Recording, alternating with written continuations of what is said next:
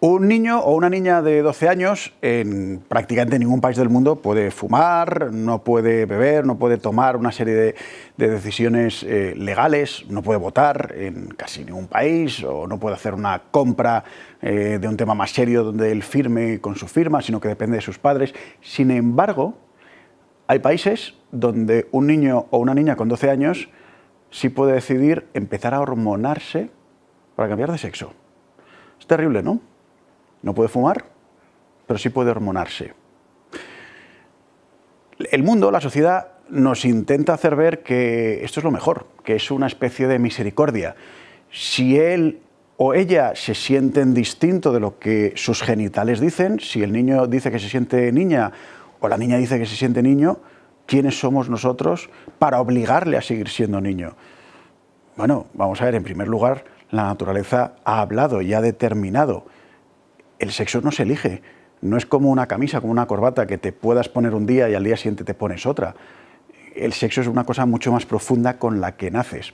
Pero sin entrar tampoco en dar demasiados argumentos, una persona que con 12 años tome una decisión tan seria como es cambiar de sexo, cosa que además es imposible, ¿no puede equivocarse? Pues lamentablemente sí. Y eso tiene efectos devastadores para el resto de su vida.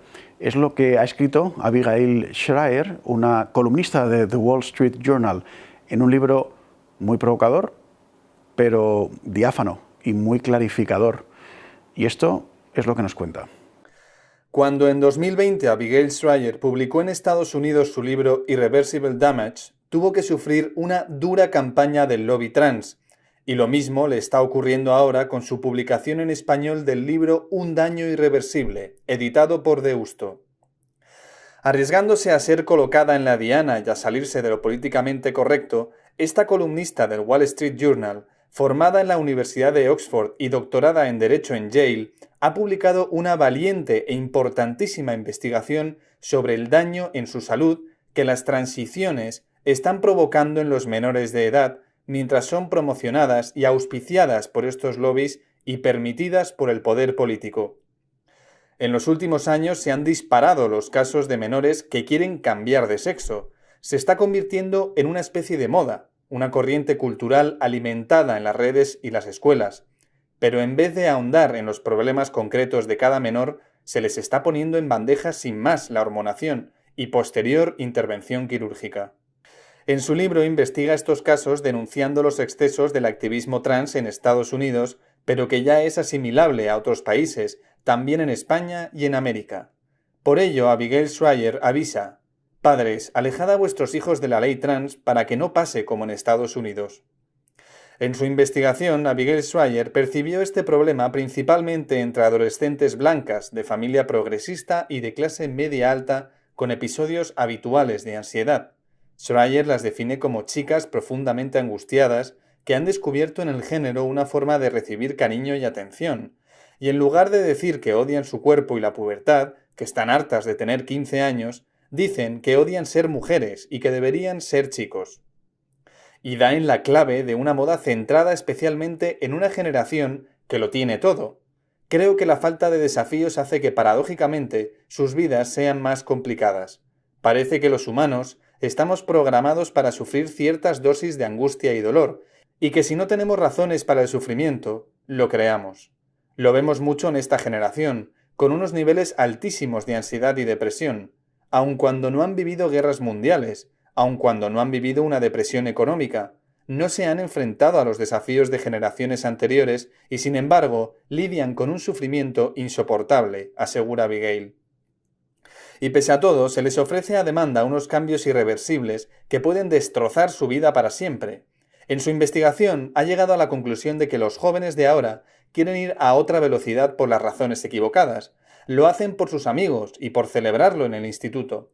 El problema es que en lugar de evaluar la situación y echar el freno, los doctores y terapeutas aceleran más si cabe el proceso. Y no parece que eso sea lo más conveniente, precisamente. Al mismo tiempo, estamos viendo a muchas adolescentes identificándose como queer o trans a un nivel desconocido hasta ahora. Cada vez que hacen una encuesta en los colegios, la cifra aumenta. Es altísima, lo suficientemente alta como para preguntarse si acaso no hay un componente social influyendo. Y Abigail Shrier señala directamente al potente lobby trans. La ideología que lleva a cuestas es inflexible y rígida. Y siempre que hay una minoría inflexible y rígida frente a una mayoría flexible, la mayoría cede. Lo hemos visto una y otra vez a lo largo de la historia, y lo vemos ahora. La mayoría solo quiere seguir a sus cosas, pero no se metan con ellos ni que digan que van contra el movimiento LGTBI, porque no es cierto.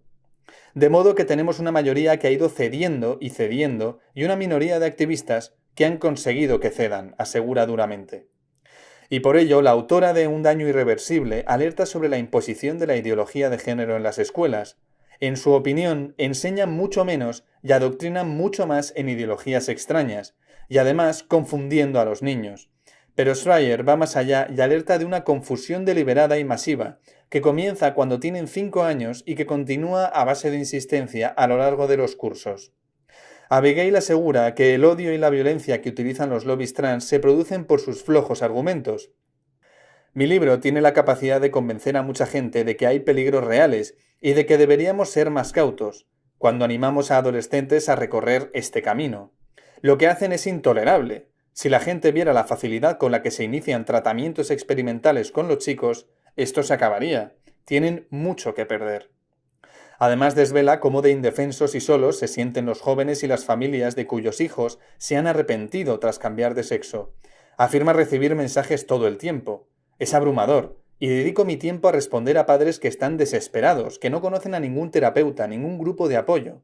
Trato de responderlos a todos, pero me veo superada, reconoce. Abigail insiste en que es necesario que los médicos alerten sobre los riesgos de las medicaciones que suministran a los jóvenes.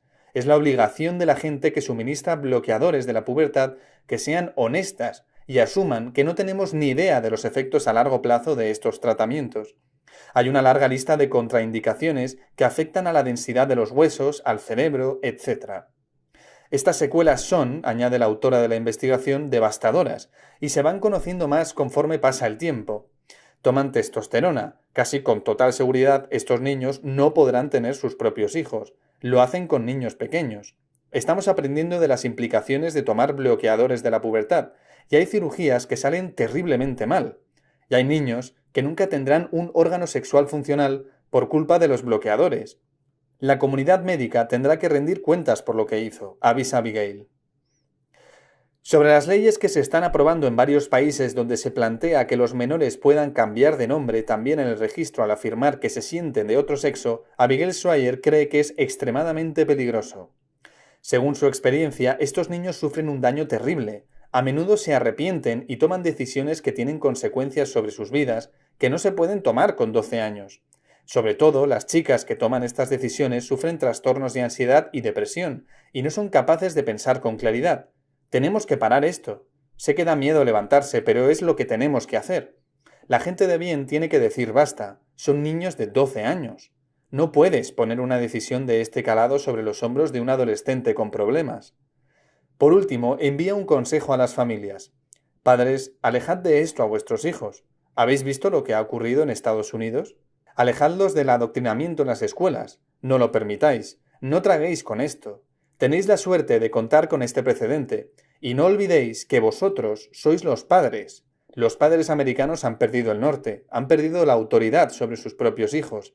Tenéis que plantaros, sois sus padres.